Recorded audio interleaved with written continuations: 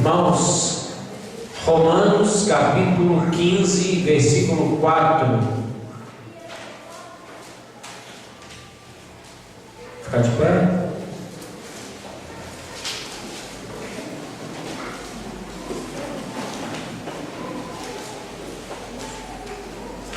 Pois tudo quanto outrora foi escrito para o nosso ensino, Pois tudo quanto outrora foi escrito para o nosso ensino foi escrito, a fim de que pela paciência e pela consolação das Escrituras tenhamos esperança. Vou ler de novo. Pois tudo quanto outrora foi escrito para o nosso ensino foi escrito, a fim de que pela paciência e pela consolação das Escrituras tenhamos esperança. Amém. Vamos orar. Pai, em nome de Jesus nós oramos a Ti, Senhor, agradecidos, meu Deus, por estarmos neste lugar, nessa noite, para ouvirmos a palavra do Senhor. Que o Senhor possa ministrar ao nosso coração, Senhor, a verdade contida na Tua palavra, e que somente o Senhor ministre, Deus, essa noite neste lugar. Nós repreendemos todo sussurrado inimigo, toda a sutileza dele para nos tirar a atenção, para reter a bênção do Senhor para as nossas vidas. Em nome de Jesus nós declaramos que aqui somente tem autoridade para ministrar o Senhor, através do Espírito Santo do Senhor, em nossas vidas. E que possamos receber essa semente incorruptível da verdade, da Tua palavra, e que ela possa, Senhor, frutificar para a glória e o louvor do Teu nome através de nós. É o que eu te peço com a igreja, em nome de Jesus. Amém e amém. Glória a Deus. Pode sentar, querido, em nome de Jesus. Alguns eu não cumprimentei, graça e paz. Amém? Glória a Deus. Irmãos, você sabe que a Bíblia é a palavra de Deus, amém? E é uma palavra poderosa, capaz de mudar vidas como tem mudado, mudar situações como tem feito. Quantos creem nisso? Diga amém. Glória a Deus. Então, quando você for folhear a Bíblia e ler o que está escrito nela, faça como um estudante, com vontade de estudar, de aprender, de reter, de receber. Tem alunos sem vontade de aprender, com a escola para brincar e para merendar, é verdade?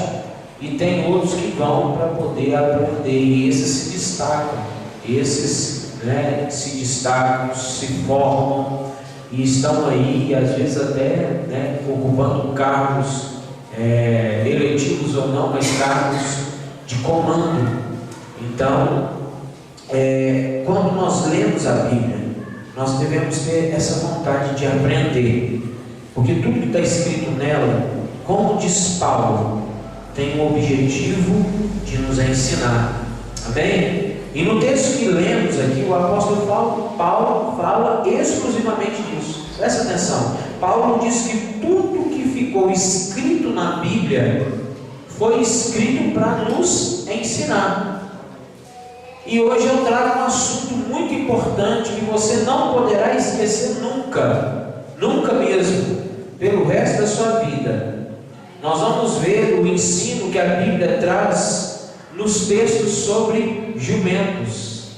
Isso mesmo, jumentos. Olha só, irmãos, hoje nós vamos aprender com os jumentos, animais muito comuns no tempo da Bíblia. Você pode estar pensando assim, pastor endoidou agora, né? Que pode trazer um jumento de ensino para a minha vida? Que um animal irracional desse pode trazer de ensino para a minha vida? O que nós vamos poder aprender das vezes em que a Bíblia fala de jumentos? Você vai abrir a Bíblia em alguns textos comigo e você vai ver que maravilha que o Senhor tem para falar conosco aqui.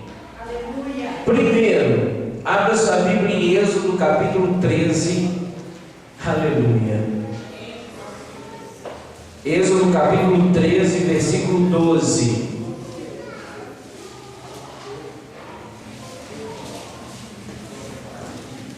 Êxodo 13, 12 e 13.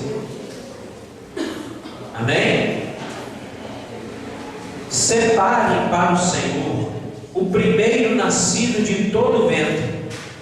Todos os primeiros machos dos seus rebanhos pertencem ao Senhor. Resgatem com um cordeiro toda a primeira cria dos jumentos. Mas se não quiserem resgatá-la, quebrem o pescoço.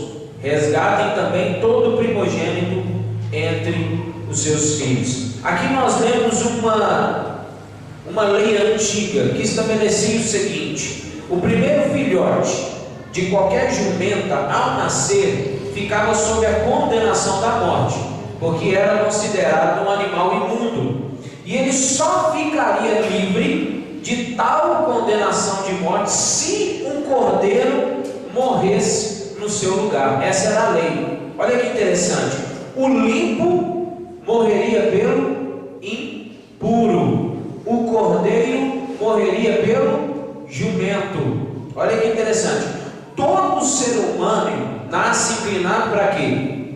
Para o pecado. Amém? Todo ser humano nasce com a inclinação ao pecado, é pecador, é imundo, e a condenação é feita por causa da imundície do pecado, que é o resultado da morte na nossa vida. Contudo, louvado seja Deus, porque um cordeiro se ofereceu a si mesmo para morrer pelos pecadores impuros que somos nós, e o nome dele é Jesus Cristo de Nazaré. Justo pelos injustos. Eu vou repetir: justo pelos injustos. Amém? Está comigo aqui? Desliga celular, fecha Facebook, esquece de Twitter. Presta atenção aqui, que a palavra vai edificar a sua vida. Está escrito no Evangelho que Jesus veio para dar a sua vida em resgate por muitos. Marcos capítulo 10, versículo 45. O apóstolo Pedro declara na primeira carta dele, capítulo 1, versículo 18: vocês foram redimidos da sua maneira de viver, não por meio de coisas perecíveis como prata ou ouro, não, mas pelo precioso sangue de Cristo, como de um cordeiro, sem mancha e sem defeito. Mais adiante, no capítulo 3, versículo 18, da mesma carta de Pedro, ele escreve: Cristo sofreu pelos pecados uma vez por todas, o justo pelos injustos, para nos conduzir a Deus. Aleluia! Se esse jumentinho pudesse falar, ele poderia dizer assim: eu estou vivo porque um cordeiro morreu no meu lugar. E nós podemos dizer isso: se eu hoje estou vivo, é porque o Cordeiro de Deus morreu no meu lugar. Por isso que eu tenho a certeza da minha vida, a certeza de que se eu estou aqui é porque o Senhor morreu no meu lugar. E foi isso com toda certeza. Eu me lembrei e escrevi aqui que Isaac sentiu ao descer do Monte Moriá. Você sabe a história. Abraão construiu um altar conforme Deus pediu, colocou sobre o altar a lenha, amarrou o filho Isaac, colocou Isaac sobre o altar, em cima da lenha, e quando ele levantou a faca para sacrificar o filho, o que aconteceu? O anjo do céu disse para ele: Abraão, Abraão, não toque no rapaz. Não, agora você mostrou que teme a Deus, porque não levou a ele o seu filho, seu único filho. E apareceu lá o que? Preso pelo chifre no meio do mato, um cordeiro, para ser sacrificado no lugar de Isaac. Isso está narrado em Gênesis 22, de 9 a 13. A primeira lição que eu tiro nessa noite é essa: se não fosse Jesus, o Cordeiro de Deus, morto em seu lugar na cruz, quem estaria morto e sacrificado seríamos nós, seria você, seria eu. Então seja sempre grato ao Cordeiro de Deus, em nome de Jesus. Seja grato, dê glórias, ame a Jesus, viva para Jesus, obedeça a Jesus, glorifique o nome dele.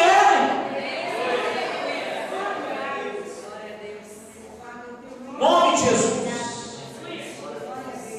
Tira essa trava da sua boca e glorifica e exalta o nome dele. Segundo, abre comigo em Números capítulo 22, segundo jumento.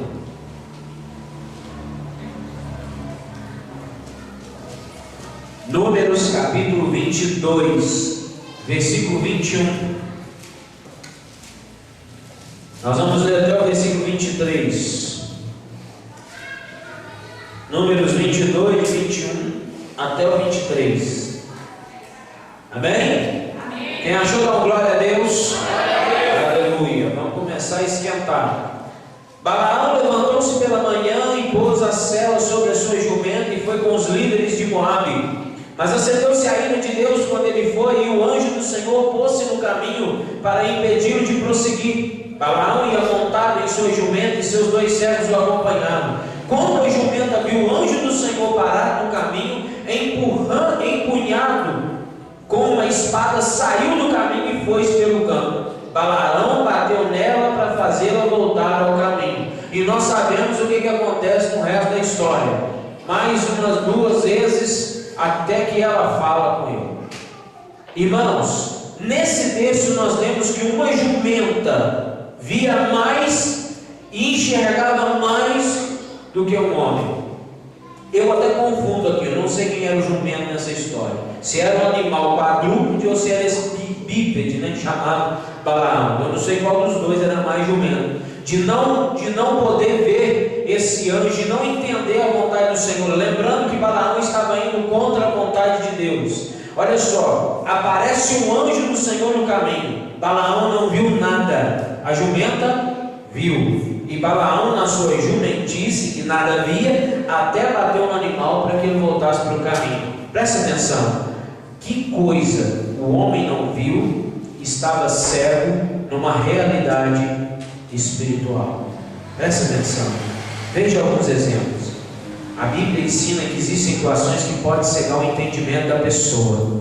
Êxodo 23:8 está escrito: não aceite suborno, pois o suborno cega até os que têm discernimento. Então o suborno pode cegar.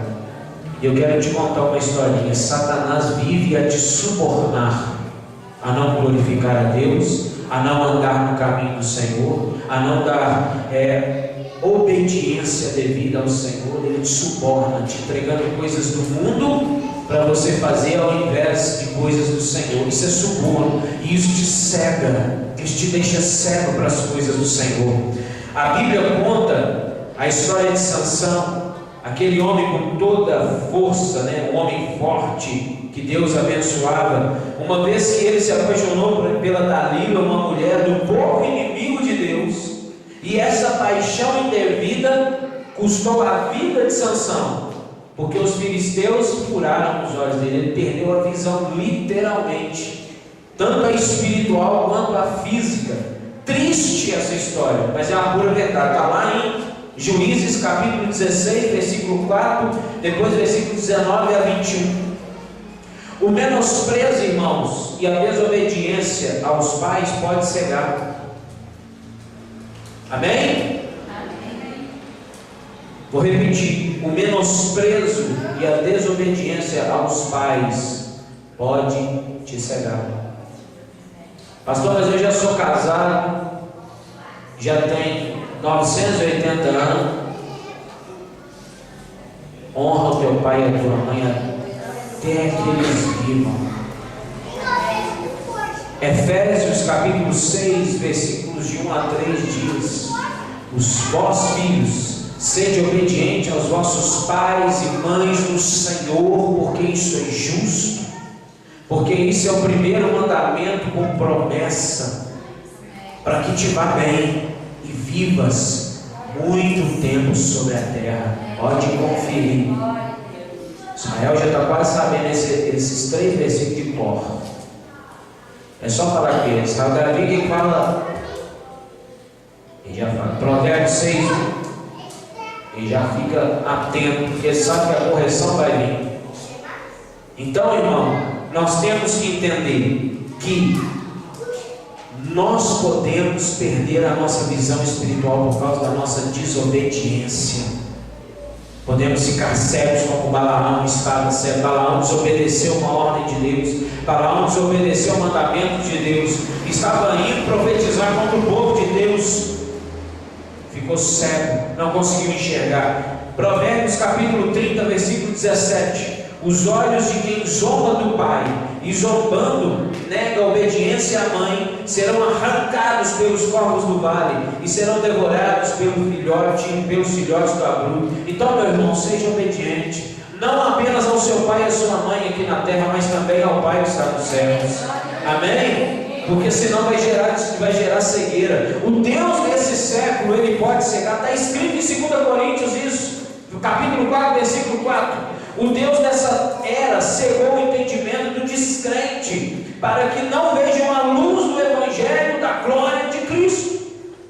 E tem muito crente dentro de igreja cego, e não consegue enxergar o Espírito do Senhor, que não consegue sentir o mover do Senhor. Quem não é crente não enxerga a verdade. E para os crentes, Deus diz que há qualidades que não se pode deixar de possuir. 2 Pedro capítulo 1, versículos de 5 a 9, diz assim: empenhem-se para acrescentar à sua fé a virtude, à virtude o conhecimento, ao conhecimento o domínio próprio, ao domínio próprio a perseverança, à perseverança a piedade, à piedade a fraternidade, e à fraternidade o amor. Todavia, se alguém não as tem, está cego. Pode abrir lá, 2 Pedro 1, capítulo 5 até o 9. Capítulo 1, versículo 5 até o 9. Quantos crentes sem fé, sem virtude, sem conhecimento, sem controle, sem amor, estão cegos como Balaão, sem visão espiritual nenhuma.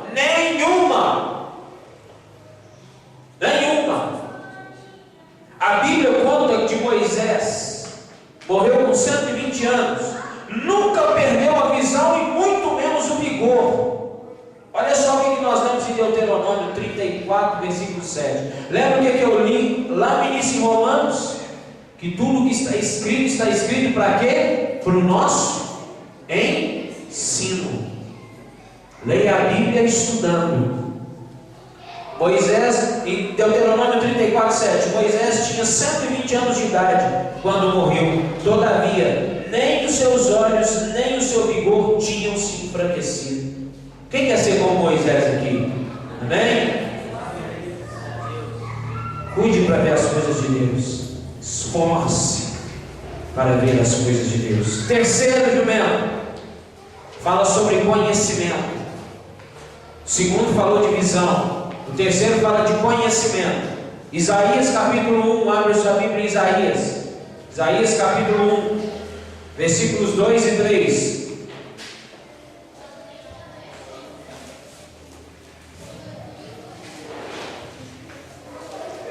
Aleluia. Está vendo como que jumento ensina a gente? Isaías capítulo 1, versículos 2 e 3. Quem achou? Glória a Deus. Ouçam, ó céus, escute, ó terra, pois o Senhor falou: criei filhos e os fiz crescer, mas eles se revoltaram contra mim. O boi reconhece o seu dono, e o jumento conhece a manjedoura do seu proprietário, mas Israel nada sabe, o meu povo nada compreende. O jumento conhece o seu dono, mas Israel, o povo que Deus escolheu para ele, está falando aqui que não conhece, não compreende, não sabe nada sobre ele. Quanta indiferença aqui, meu querido. O profeta Isaías foi contemporâneo, o profeta Oséias foi contemporâneo de Isaías. Olha só o que ele escreveu sobre Deus falando do seu povo. Oséias 4:6, você sabe isso de cor. O meu povo perece por quê? Quantos leram um trecho da Bíblia que aqui hoje? Está filmando, só está aqui para cá, não precisa se preocupar não. Quantos leram um trecho da Bíblia hoje? Parabéns, crente. O meu povo foi destruído, merece por falta de conhecimento. E depois de orar diante de Deus, Senhor, você está crescendo no conhecimento de Deus? Você entende sobre Deus? Quantos vieram à escola bíblica aqui hoje? O negócio ela vai crescendo, tá bom, a escola bíblica ela vai crescendo. Eu aposto que o seu edredom falou da Bíblia com você de uma maneira extraordinária. O seu travesseiro falou de Deus para você essa noite, essa manhã.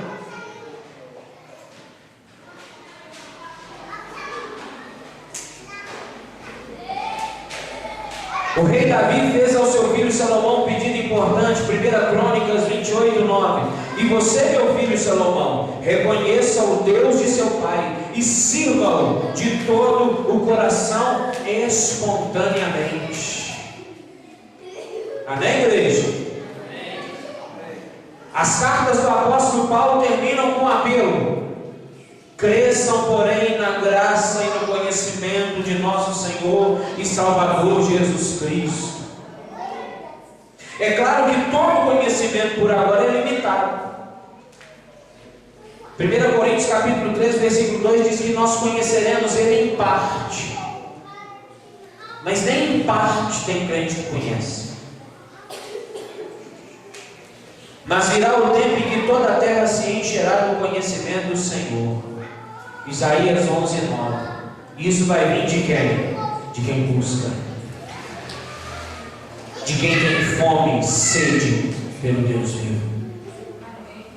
Irmão, se um jumento, presta atenção aqui, se um jumento, se um boi conhece o seu dono, muito mais compete a nós termos conhecimento do nosso Deus. Amém? Prossiga em conhecer o Senhor. Busque conhecer o Senhor. Se esforce por conhecer o Senhor. Leia mais a Bíblia. Estude mais. Leia mais. Instrua-se mais. Participe mais da EBD, Escola Bíblica Dominical. A Escola Bíblica foi feita para isso, para aprendermos. Ficou um tempo parado, mas agora, até que o Senhor volte, nunca mais para. Isso foi uma promessa que eu fiz para o Senhor. Até eu estar aqui, ela não para mais não. E se outro me substituir, eu falo com ele. Não acaba com a escola bíblica, não. Porque o povo perece por falta de conhecimento. Acha que tudo está tranquilo. Agora eu quero falar de uma parte do jumento, uma queixada. Todo mundo já sabe onde que eu vou ler, não sabe? Sabe? Todo mundo já sabe. Então abre lá, onde fala da queixada do jumento. Amém, igreja? Vamos dar glória a Deus, quem achou?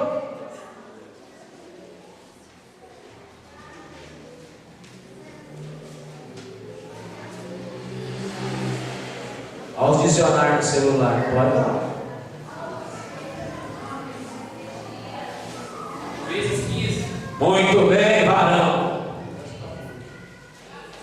Juízes 15, versículo 15.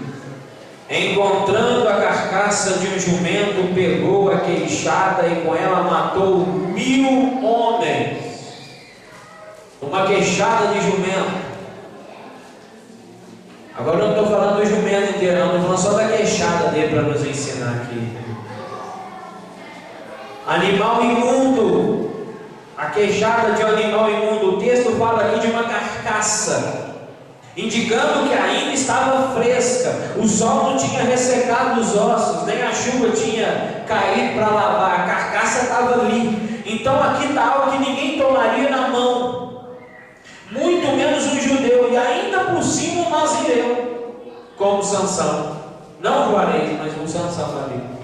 O Juarez não põe a mão na carcaça de jumento de jeito nenhum, né, Juarez?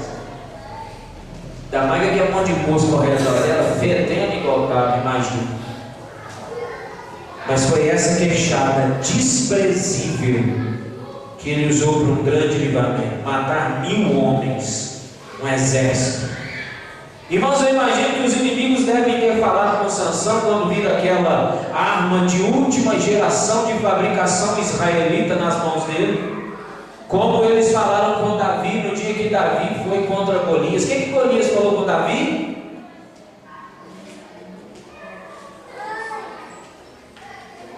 O que é que você vem contra mim com esses estilingues aí, rapaz, com essas pedrinhas?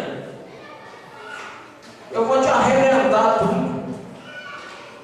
Davi falou assim: você vem contra mim com espada, com lança, com escudo, com tudo quanto há, mas eu vou contra você no nome do Senhor dos Exércitos. Você tem enfrentado o inimigo no nome do Senhor dos Exércitos? Aos olhos do mundo, meu irmão, presta atenção aqui, a queixada nessa noite, aqui para nós, ela representa a nossa vida. Olha o que o Senhor está falando conosco aqui. Para o mundo, o crente, aos olhos do mundo, você é pouca coisa, você é fraco, vil, desprezível, como uma queixada de jumento. O mundo faz pouco caso de nós, principalmente quando erramos,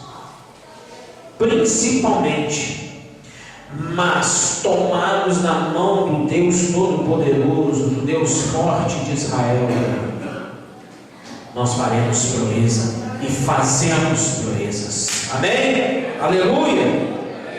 Nós lemos aqui em Juízes, no capítulo 11, sobre Jefté. Jefté era filho de uma prostituta, foi desprezado pelos irmãos, mas ao ser tomado pelo Espírito Santo de Deus, Jefté foi usado por Deus e conquistou não uma, mas 20 cidades, tomado pelo Espírito Santo de Deus. Você pode abrir Juízes capítulo 11 e ler o capítulo 11 que vai te contar essa história.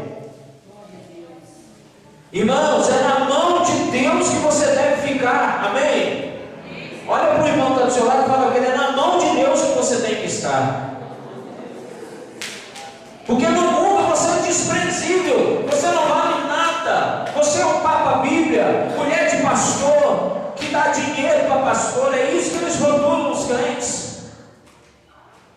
Povinho, que não precisa se preocupar com eles, mas eles não sabem que essa queixada velha nas mãos de Deus pode destruir o exército inteiro de Satanás. Você é poderoso no Senhor, basta se colocar nas mãos de Deus, querido. É quando nós nos dispensamos nas mãos do oleiro que nós somos trabalhados, que nós somos moldados. É nas mãos do oleiro que as nossas rachaduras são consertadas. É quando nós estamos depois que passamos pela roda do oleiro, que o vinho que antes vazava não vaza mais, irmão. É depois que o que estava feio fica bonito. O pior é que nós não estamos dispostos a passar pela roda do oleiro. Mas é bênção. Deixe o Senhor te espremer, deixa Ele tratar com você. Mas sabe o que é pior do que passar pela roda do oleiro? É quando nós não somos julgados pelo mundo, mas nós somos julgados por esse irmão que está sentado do seu lado, que canta com você, que comunga da ceia com você, e que na primeira oportunidade ele te julga, ele fala mal de você.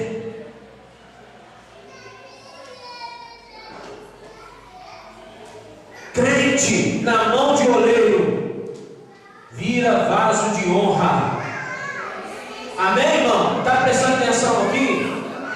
Crente nas mãos do oleiro viram vasos de honra.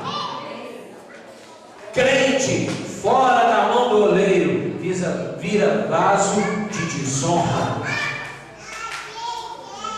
Quem se mantém na mão de Deus aqui? Se não está, pula correndo. Quinto, 1 Samuel capítulo 9, versículo 3.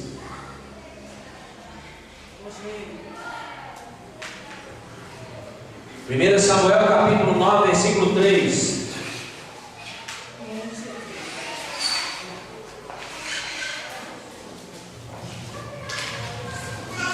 Amém?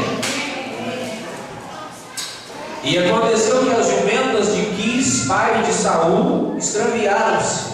E ele disse a Saul: chame os servos e vá procurar as jumentas. Olha só, irmãos, o que esse texto está me falando? Perderam-se as jumentas do pai de Saul, que chamava Quis. Saul foi à procura delas, por ordem de seu pai. Procurou durante 3 dias, sem sucesso. Está lá no capítulo 3, versículo 20. Versículos 3 e versículo 20. Não eram tantas jumentas como as de Jó, que era dono de 1000 jumentas, mas seria um prejuízo que o pai de Saul não queria amargar. Vai procurar elas. Atrás daquela perda havia algo que eles não sabiam. Olha só que tremendo, irmãos. A palavra de Deus ela é tremenda. Deus estava no controle de tudo. Aquele problema, na verdade, não era um problema, mas era o plano de Deus de levar Saul até o profeta Samuel, onde ele seria ungido rei de Israel. Certa vez Jesus disse para Pedro assim: você não compreende agora o que eu estou lhe fazendo. Mais tarde, porém, você entenderá. Nessa noite o Senhor manda te falar isso. Você não pode entender agora o que o Senhor está fazendo na sua vida. Eu sei que o Senhor está te dando uma resposta aqui agora. Seu final de semana foi um pouquinho turbulento. Só entre você e o Senhor. Você sabe o que eu estou falando e é para você ver. Eu não sei para quem é, mas o Senhor sabe. Ou para quantos são. Mas o Senhor está falando para você: você não está entendendo o que está acontecendo. Mas eu tenho o melhor para você. Eu vou fazer o melhor para você. E lá na frente você vai entender. O apóstolo Paulo escreveu em Romanos 8:28: sabemos que Deus age em todas as coisas para o bem daqueles que o amam. Em outras versões, de todas as coisas que operam para o bem daqueles que amam a Deus, a saber, aqueles que são eleitos segundo o seu preceito. O povo costuma dizer que Deus escreve certo por linhas tortas. Tortas nada. Deus escreve certo por linhas certas. Nós é que queremos andar tortos. Só os nossos olhos é que as linhas ficam tortas. Sabe por quê? Porque Deus está no controle de tudo. Você consegue receber isso com alegria? Deus está no controle da sua vida.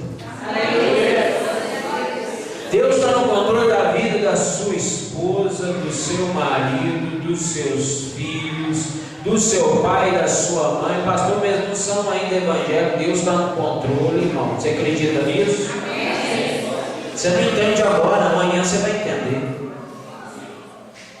Renunciar é algo que é preciso. Hoje nós estudamos isso na escola bíblica.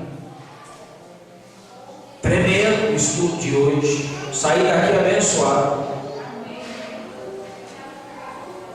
Se nós aprendêssemos a renunciar, nós não batia tanta cara na parede.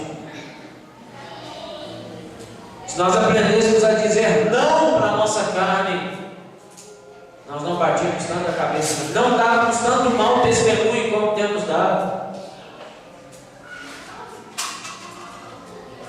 Quando eu vou viajar, aquelas estradas cheias de curvas e faixa contínua, indicando que é proibido ultrapassar. Quem tirou carteira recentemente aí sabe o que eu estou falando. Os outros até esquecem.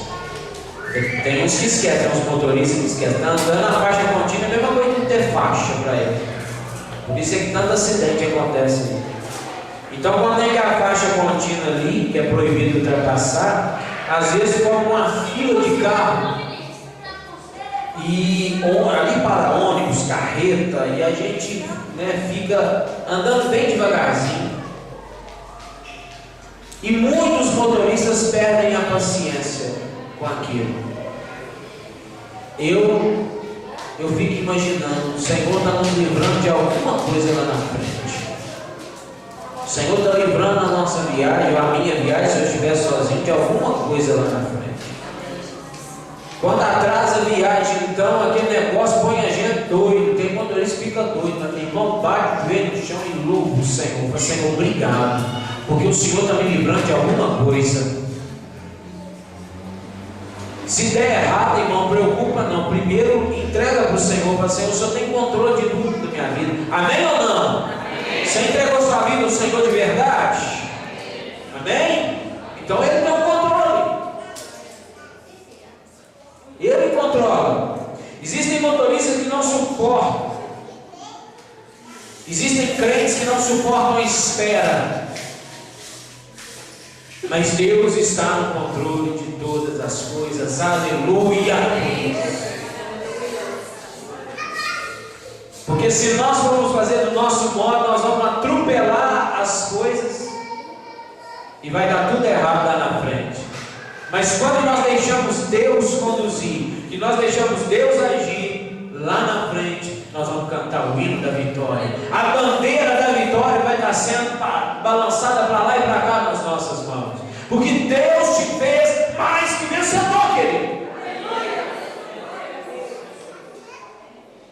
Deus tem planos. E os planos de Deus não falham. Você não consegue entender tudo de uma vez, mas vale a pena confiar de que Deus está no controle. Amém? Eu posso ouvir um glória a Deus? Tem uma história emocionante na Bíblia. José, amo essa história, paixão. A Bíblia conta que José, ainda na juventude, perdeu muito mais que jumentos. Ele perdeu a comunhão com a família. Ele foi vendido como escravo, perdeu a liberdade, passou muitos anos na prisão. Mas Deus usou tudo para fazer dele uma pessoa feliz. E lá na frente, depois de Faraó, foi o homem mais poderoso da maior nação da terra naquela época. Porque foi fiel a Deus, confiou. Sabia que Deus estava no controle. Se policiou para não deixar a carne vigorar. Deus usou tudo para fazer dele uma pessoa feliz. Existe uma história, só para ilustrar, de um homem que naufragou e ele foi parar numa ilha deserta.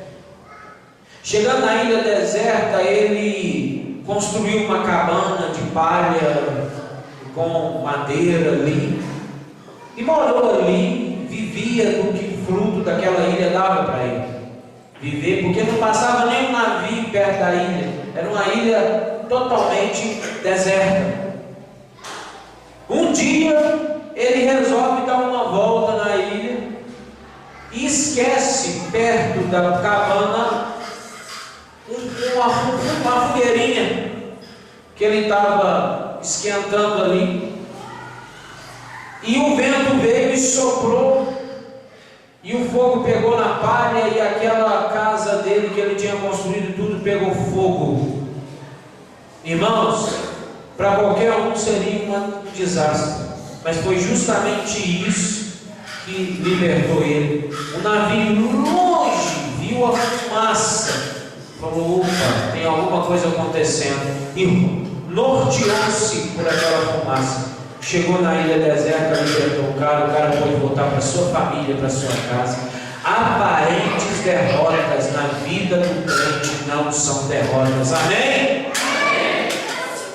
São pretextos para Deus te levar à vitória, para Deus te conduzir a uma vida de gratidão, a uma vida de vitória diante dele. São pretextos para que você possa glorificar o nome dele. Lembra o que a Bíblia diz? Que as nossas momentâneas tribulações produzem para nós peso de glória.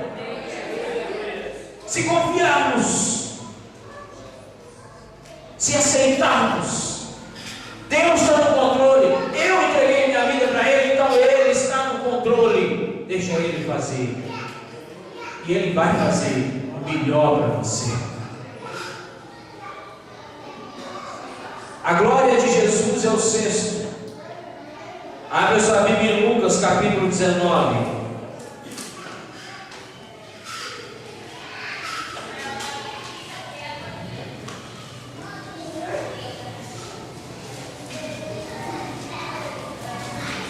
Amém?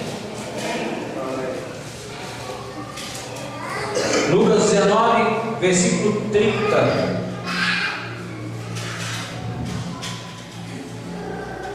Depois de dizer isso, Jesus foi adiante, subindo para Jerusalém.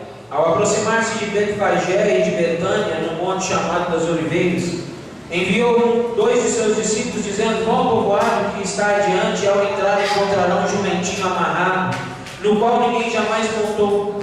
Desamarrem-no e tragam-no aqui. Se alguém lhes perguntar por que estão desamarrando, digam-lhe: o Senhor precisa dele. Os que tinham sido enviados foram e encontraram o animal exatamente como ele lhes tinha dito. Quando estavam desamarrando o jumentinho, seus donos lhe perguntaram: por que vocês estão desamarrando o jumentinho? Eles responderam: o Senhor precisa dele. Levaram-no a Jesus, lançaram seus mandos sobre o jumentinho e fizeram que Jesus montasse nele. Eis o jumentinho no qual Jesus entrou em Jerusalém. O evangelista Marcos, esse aqui que nós lemos é Lucas, conta que antes dele ser levado a Jesus, esse jumentinho estava preso. E depois de ter sido solto, ele foi pelo caminho e entrou na cidade e tornou-se útil a Jesus. Mas o interessante, nós lemos no versículo 35, que esse jumentinho, para ficar a serviço de Jesus, presta atenção, foi quase todo coberto de mantos. Traduzindo, escondido, quase não se viu o jumentinho. Por quê, irmão? Porque toda a atenção e toda a glória, quem merece receber é aquele que estava montado nele. Salmo 115, versículo 1: não a nós, Senhor, não a nós, mas ao teu nome dai glória. Pedro e João, servos de Deus no passado, eles nunca desejavam que as multidões olhassem para eles, mas para Jesus. A Bíblia manda que se olhe para Jesus. Hebreus diz que Jesus é o nosso autor e consumador da nossa fé. É assim que se deve ser. Que passemos despercebidos, que passemos encobertos, que Cristo seja honrado na sua vida. Amém? Você gosta de chamar a atenção para si? Você se promove na maneira de vestir, na maneira de falar e de fazer as coisas?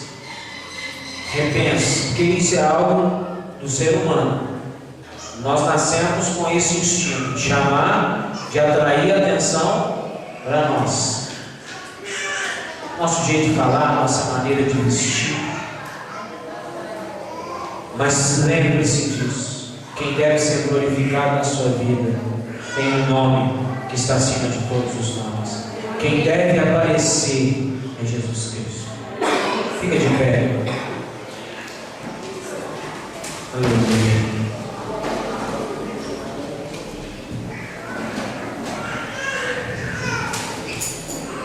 Irmãos, eu estou concluindo, relembrando, para o impuro, jumento do Velho Testamento, um animal puro era sacrificado. Se você está vivo, é porque morreu um cordeiro no seu lugar. Porque morreu um cordeiro na cruz com você. Para a jumenta de Balaão, que montava, tinha um anjo do Senhor no caminho. Ela viu Balaão. Ela viu Balaão. Presta atenção. Toma cuidado para não perder a visão de Deus. Primeiro ponto: você foi substituído. Já é motivo de você glorificar e exaltar.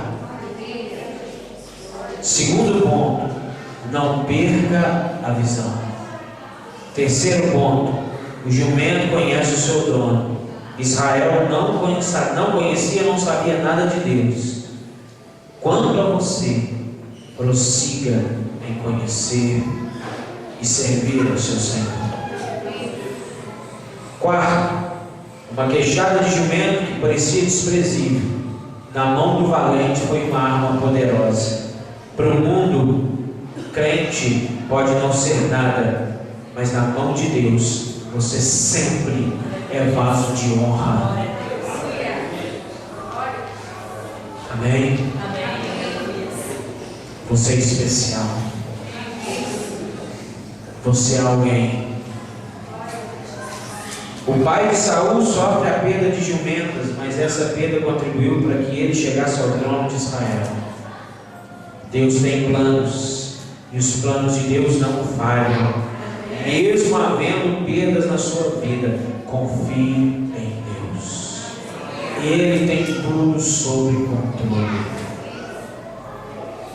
Por último, o jumentinho no qual Jesus entrou em Jerusalém foi coberto de panos.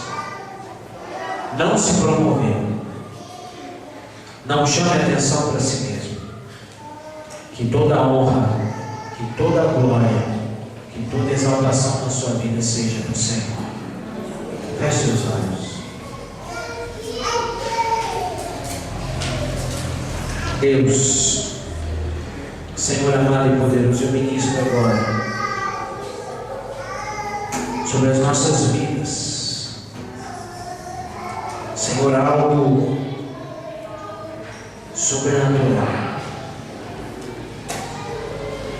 No início, Senhor, até eu mesmo, Senhor, não entendi o porquê de falar sobre jumento.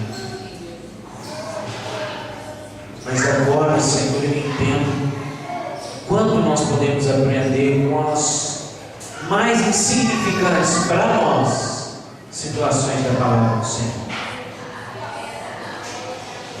Jumentos, animais imundos, através de cada experiência envolvendo esse animal, nós aprendemos coisas maravilhosas essa noite do Senhor. Porque a palavra do Senhor fala.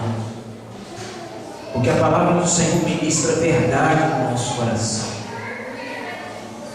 E eu quero agora, Senhor, em nome de Jesus, em nome do Senhor Jesus, profetizar que cada um aqui, nessa noite, vai começar a valorizar, Senhor, esse sacrifício do Senhor na cruz. De uma maneira, Senhor, ardente, em que ele, Senhor, não vai conseguir desvincular no seu dia a dia esse sacrifício. Em nome de Jesus eu profetizo, Senhor, que ninguém aqui, assim como Moisés, até que o Senhor volte, terão a sua visão escurecida e enfraquecida. Eu profetizo, Senhor, visões espirituais fortificadas do Senhor essa noite, que cada um aqui, Senhor, possa perceber espiritualmente, ó Deus, tudo aquilo que o Senhor tem para entregar, tudo aquilo que o Senhor quer ministrar, todas as direções que o Senhor quer mostrar. Eu também, Senhor, em nome de Jesus, em cima da palavra do Senhor, eu, ó Deus, profetizo, Senhor, sobre a minha vida e sobre a vida dos irmãos, Pai querido, que ninguém aqui vai deixar de prosseguir conhecendo ao Senhor, lendo a Tua palavra, buscando no Senhor o refrigério, sabendo que é pela palavra do Senhor que nós somos mais que vencedores. É porque o que está escrito aqui são palavras de vitórias, e nós precisamos entender, nós precisamos de ler, nós precisamos de comer, ó Senhor, para nos alimentarmos. Em nome de Jesus, cresça, ó Deus querido, Senhor, a visão dos irmãos e a vontade dos irmãos de estudarem a Tua palavra, Senhor, de virem à escola bíblica, de participarem de estudos propostos, de congressos, em nome de Jesus, em nome de Jesus. Eu também profetizo, Senhor, que para o mundo nós podemos não valer nada, nós sejamos um povinho, Pai querido, mas eu tenho a consciência de que estando nas mãos do Senhor, Senhor, eu valho muita coisa, eu sou um vaso para honra, assim como os meus irmãos também são. Em nome de Jesus, que cada um tenha essa consciência consciência de que somos vasos para a honra, para a glória e o louvor do Teu nome, uma vez que nós estamos nas Tuas mãos, uma vez que nós nos dispensamos nas mãos do Senhor. E eu também profetizo, meu Deus, que independente do que tivermos, independente das perdas, ainda que a figueira não floresça, ainda que o campo não dê o seu fruto, ainda que o gado, Senhor, não prospere, nós elevaremos os nossos olhos aos céus e glorificaremos o nome do Senhor, que tem procedido para conosco maravilhosamente. Só de nos dar a vida, Senhor, só de nos dar o respirar, já é motivo de glorificarmos o nome do Senhor. E por último, que nós diminuamos e o Senhor cresça. Que o nome do Senhor, e não o nome de placa de igreja, não o nome de crente, não o nome de líder, mas o nome do Senhor cresça e resplandeça sobre essa cidade, em nome de Jesus, através das nossas vidas. É o que eu te peço e profetizo neste lugar essa noite, no nome de Jesus. Amém. Amém. Glória a Deus. Quem recebe essa palavra, dá uma glória a Deus. Amém. Que a graça do nosso amado Senhor Jesus, o amor imedido, imensurável que nos constrange do nosso Pai, e a doce comunhão e consolação do Espírito Santo de Deus esteja sobre a sua vida, hoje, sempre. Amém e amém. Deus te abençoe, querido. Abraça o seu irmão e agora em nome de Jesus. Você que está assistindo esse vídeo, essa palavra é para você também. Que Deus te abençoe.